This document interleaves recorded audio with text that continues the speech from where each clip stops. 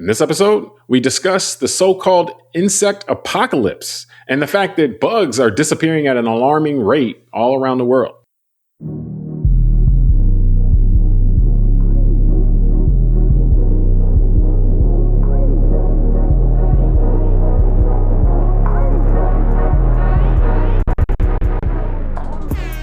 Hello, welcome to the Call Like I See It podcast. I'm James Keys, and joining me today is a man who, when everybody else is sleeping, he stays hustling. Tunde Ogunlana. Tunde, are you ready to show us why you're a boss? Yeah, 24/7, I guess. All right. I sleep a little bit. Before we get started, if you enjoy the show, I ask that you subscribe, like the show on YouTube or your podcast platform. Doing so really helps the show out. We're recording on December 9th, 2025. And Tunde, you've been telling me for years now that when you drive from South Florida to Orlando, you no longer end up with a bunch of bugs splattered on your windshield. And now we know why. Apparently, it's been confirmed that insect populations have been in rapid decline over the years, with populations going down. If you look at the long term, large scale, populations going down an estimated 75% for over the last 50 years. And this trend of declining insect populations is continuing. This isn't something that has stopped. So, Tunde, I know there's a lot of implications for this. We'll have some stuff in the show notes talking about that. But just what are your thoughts on the so-called insect apocalypse and just kind of how the what's happening in the world is the disappearance of insects is something that we might want to pay attention to? It's funny. My first initial thought is it's terrible. But as you finish your question, it made me think, yeah, I guess when I was little and younger, a kid, I thought, oh yeah, no insects, that's great. No cockroaches in the house, right? Like stuff like that. But man, it's another. In a serious note, it's kind of another sign of just the impact that we have as humans on our ecosystem, I'd say at a 30,000 foot level and broadly speaking, and how I would almost say it's like the more humans that populate the earth, the less of everything else there is. So it seems to be a bit of a trade-off. Well, not chickens, not cows. Oh yeah, I know. Yeah, you're those right. things Wheat, are, not wheat. Rice. Wheat and rice and chickens and cows. That's pretty much the only animals that are being species of those explode. Yeah.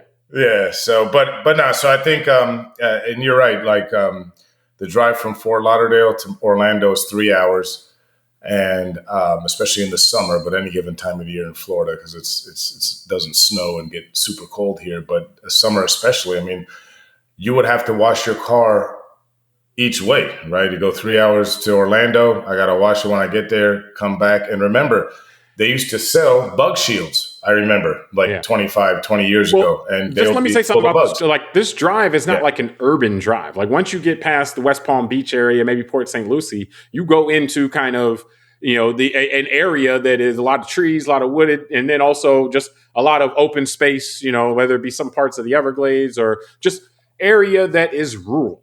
So it's not like you're just riding from, if you go from, Miami to West Palm Beach, you're kind of just riding in an area that you consider relatively urban or suburban. This is a drive that includes a substantial chunk of rural area. Yeah. And so, and there's no bugs. And that's what I mean. It's just noticeable that over the last decade or so, it's funny, as I say, we talked about it in personal because I just noticed it. Like, wow, I came back from Orlando and didn't have to wash my car. You've brought this up to me several times. Yeah, over the years. So, like, man, this is crazy. Yeah, and it's scary because I think if you read the studies, I think over the last 50 years or so, it's estimated that insect populations have declined over 70% globally. Yeah. That's what I mean. In one way, it's like, okay, cool, no little critter's going to bother me right now. But in another way, it's again part of the ecosystem. And, I don't know if the tech bros have an answer for this one because I know we can create robots that can fold my laundry now, but we still can't create a robot that can pollinate a flower, right? Like, so some things we do need still that are from the old school of life, right? I mean, we've heard about the like with the bees. I think most people have heard about how pollinators, bees, butterflies, and so forth, that the populations of those have been dropping, and there's concern over a lot of the fruits, a lot of vegetables, a lot of plants that we eat, or that things that we eat. There's a concern that those are going to collapse because we're running out of things that can pollinate. And that concern I think most people have heard specifically, but the idea that 3/4 of insects compared to what was alive, 50 years ago to now are gone is pretty jarring to me. I mean, like that's a lot. I mean, 3/4, right?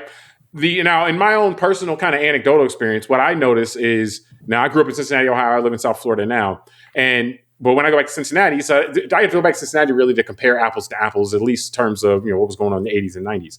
And lightning bugs, I notice I don't notice anymore. Whereas that used to be something we would see a lot. In the summer times when I'm in Cincinnati, I notice. I don't know, like whether that was the same degree here. So it's hard for me to compare apples to apples. But so anecdotally, you notice a little bit. I know I'm still getting bit up by mosquitoes, so they seem to be around. But what boggles my mind here is that this can happen without us really noticing that much. Like you notice during and you'll notice in momentary types of situations. Maybe if you're a truck driver, you notice more, but you don't really notice because there are still bugs around, but it's just so few compared to what there has been. And I'm not 50 years old, so I can't say what it was 50 years ago, but just in my time, like if I go back 30 years, it's different. And so it would seem to me, now maybe this isn't the case, but it would seem to me that in order to have such a big change in insect populations, we would have to be doing something wrong that's big also, not small. Now, maybe it is small, but if it's small, it's very impactful. But I think this is something that we really should unpack quickly because as the earth becomes less hospitable to life, I think life forms such as humans should probably look closely at that because we could be next. Like there's the idea of the canary in the coal mine. Well, I don't know if insects in the coal mine, would serve the same purpose, but if insect populations are dying, I'm not even saying looking down the road like, oh, okay, well, they're going to not be able to birds can't eat off of insects and then birds are going to die. I'm just saying directly, like something is killing them or not allowing them to proliferate like they used to. We may want to pay attention to this because maybe life is having a harder time living on Earth right now, and we're life. Yeah, I mean, I think this is the big dilemma of our era, right? That we have, look, we've created an environment over the last 200 years with the industrial age that I think the big headline things are like nuclear weapons because they're very big and scary, and we know that they can kill a lot of people immediately. So it's we're going to talk about nuclear issues in our next part of our episode today. But nonetheless, you're correct. Yeah. But that's a big sudden. That's boom. where I'm going. Is that we respond better to obviously these kinetic threats, that things that we can see, just like the hunter-gatherer days is, people responded to a wolf or a lion that showed up in the front of their hut, right? Like that scares us and we know what it is. These slower, longer things like climate change or these other debates that we tend to have in our society tend to be more difficult because they're slower moving. Like you said, think about it, James, we're in our late 40s and we're sitting here remembering a time, because I remember I grew up in the DC area, same thing, Appalachian Trail. We got lightning bugs every summer too. When I go back home now in the summer, I don't see them. So, but it's interesting. My kids don't know what that means because they never saw some of this stuff. And it's not just the insects, man. In South Florida, I think I told you, pelicans. I used to come here and visit my uncle in the 80s when I would come into Miami. There would be pelicans everywhere. If you were at a restaurant on the water, I remember seeing fishermen coming back in from the ocean, throwing up, the little scraps of fish, and the birds would be chasing them. I see one pelican every 6 months now.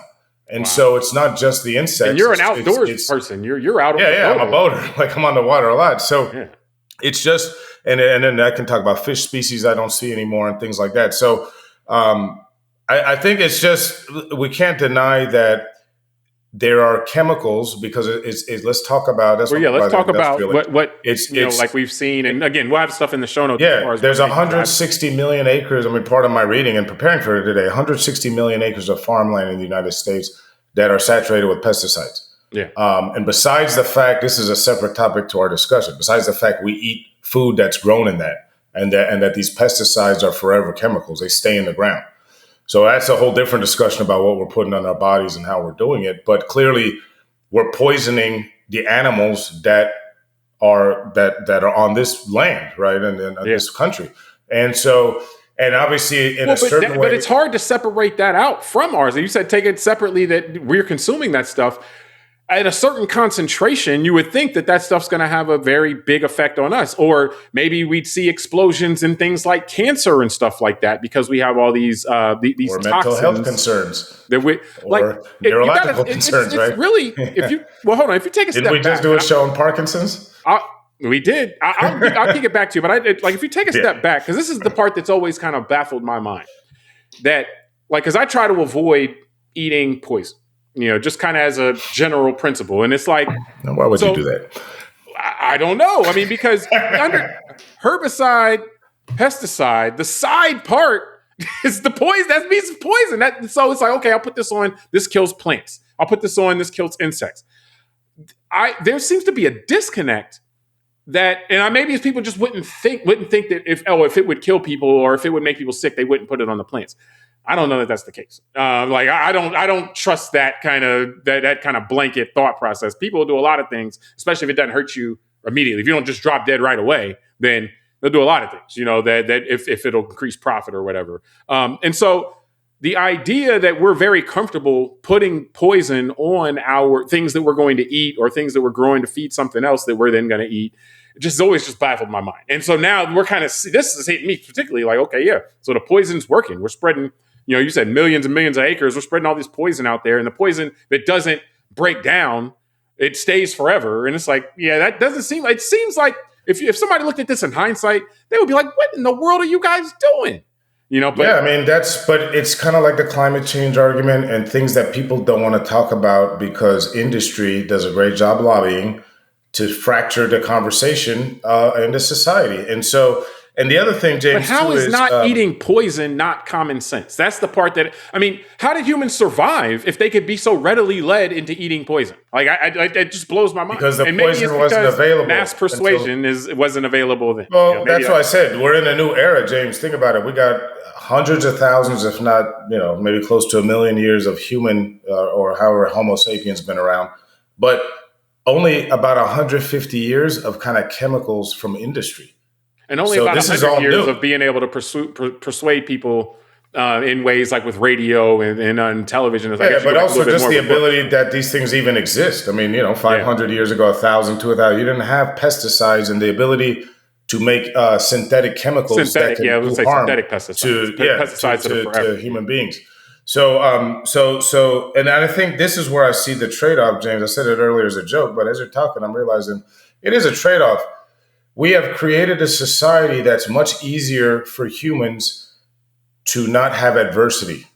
Let me say that at a very high level, meaning we mass produce food, we mass produce housing, we mass produce the ability for us to move around. So we have highways, roads, like you said. Be specific. When you say adversity, you're talking lower on the Maslow hierarchy adversity. Correct. Like shelter, that's what I mean. So calories. The ability to have 8 billion humans on Earth is because, remember, when we had 1 billion in the year 1900. So the exponential growth of our population is at a direct cost to the Earth because we have to have, in order to have this many humans without spreading disease and all that, we need to have a lot of synthetic things. We need to have a lot of the plastics. We need to have to be able to stop transmission of pathogens and biological stuff, which means you got to have a lot of sterile kind of things in the environment, like, all this plastic and glass and things that every time I get a tea bag now, it's in a little piece of plastic. But that creates more waste, which means one of the pelican babies is going to eat it once floating in the water. It's going to kill it. It means less pelicans over time. Or we need more pesticides to mass produce food to feed this 300 million people we got in this country. So I think there's a correlation. The more human, when we have 15 billion humans, if it ever comes, we'll have a lot less insects and other animals because it's in an expense to the environment that we got more people. No, for sure. And that correlation, that inverse relationship does seem to hold. But it seems like that can't go forever. This is my point. Like, it seems like we are something's going to give. It seems like we may be spinning out of control. And the thing I'm trying to unpack this, what is this? Is this a cultural problem? Is this like a economic problem? Like, why is it that we are so willingly able or so willing to allow ourselves to spin out of control collectively? And I think it is a cultural thing. Like what I see is a lot of the cultural values that tend to dominate in our modern kind of societies are more like virus-like cultural values. Consume and you leave something as a rotten corpse, so to speak, and less balanced type. And I think this is a departure. If you look back to the types of cultures that proliferated, not all the time, but there were cultures that strove to find balance, be able to find a level of sustainability. And sustainability is kind of a modern buzzword. So I don't even mean it in that kind of way, but just the idea that, hey, let's not cut off our nose to spite our face in order to have an extra piece of corn, or something like that. Like let's try to make it so that we can eat today and then also eat tomorrow, and we don't end up poisoning our food that we're going to eat in 5 days or whatever. And so I think that this may be an evolutionary thing, because I think that virus-like cultures, cultures that consume without regard for the future, seem to be, from a cultural evolution standpoint, seem to have the advantage over cultures that strive to find more balance.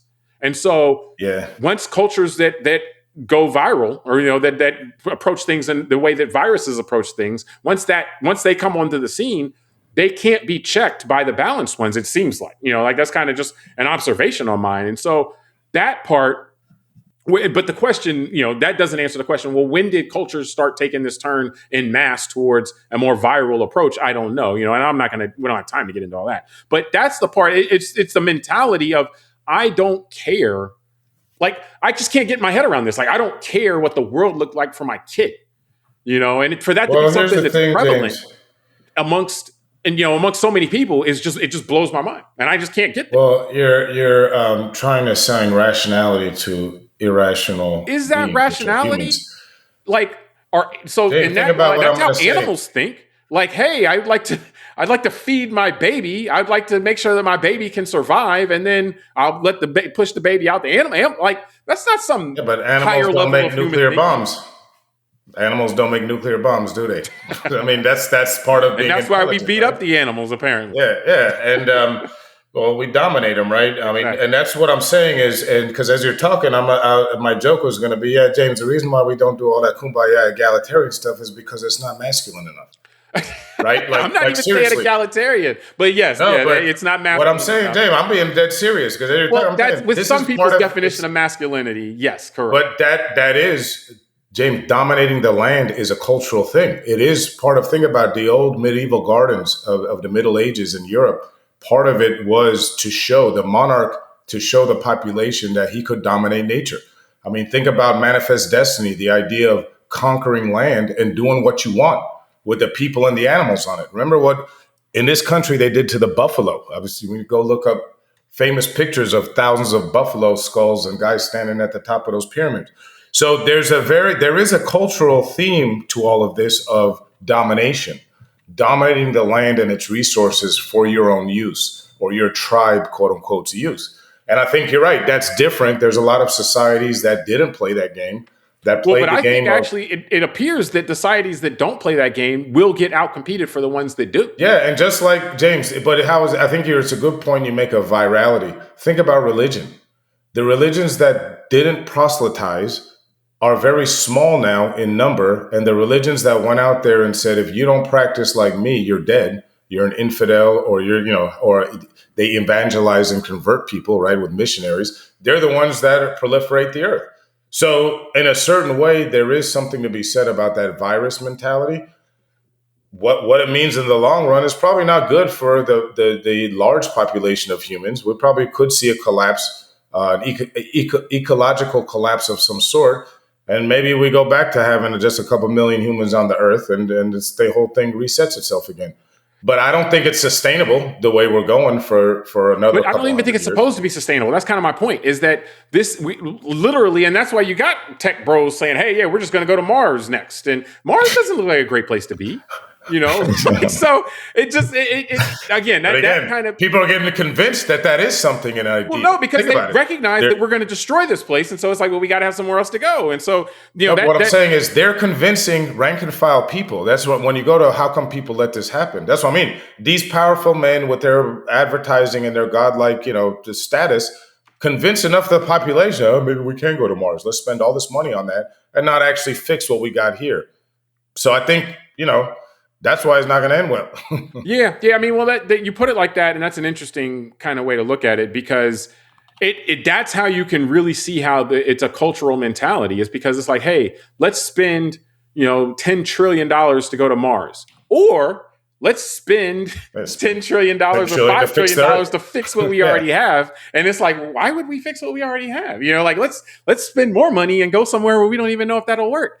So it is exactly. This kind of, but that's what I mean. Like this kind of consume and disregard mentality that is ingrained in a culture that it's something that, again, with perspective, it just seems crazy to me. It doesn't compute. Well, it's irrational. So that's what I mean. It's irrational, like you said. But I'm not even rational. I'm not even saying, because again, it's self-defeating is what I would say more than anything. And it's irrational. James, think about what you just said. Let's spend $10 trillion to go to Mars, and let's cry about paper straws on the Earth.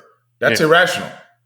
So, another way to look at it. So, well, but again, rationality is not some God that I'm trying to serve. Like, so calling something irrational to me doesn't mean that it's bad. Like, you're besmirching. It's not good or bad. I'm just saying that you're besmirching irrational by calling this irrational. This is much worse than irrational.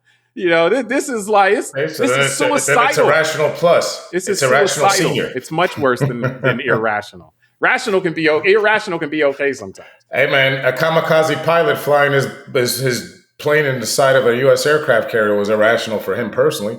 But you know what I mean? So this is you are besmirching irrational. But being down 10 points in the fourth quarter and thinking you can win is irrational. But that kind of impulse has a positive impulse. So it has a positive impact. So irrational, don't besmirch irrational and saying that that's always bad. Don't tell Reggie Miller or Reggie Miller wouldn't have stole the ball and shot that three if he was rational at that point. No, but that's what I'm saying But we got to get out, man. We got to get out this show, man. So see, hold on for the audience. This is what happens when you have an attorney as a partner, that he now got to argue the fine point of the definition of a word. So no, I'm saying that you're saying it as irrational is the wrong approach, in my opinion, because what's rational has nothing to do with it. Whether it's suicidal or not. So is it rational for us to spend $10 trillion to go to Mars right now? That's rational, another way irrational. Some things that are irrational are good. Some things that are irrational are bad.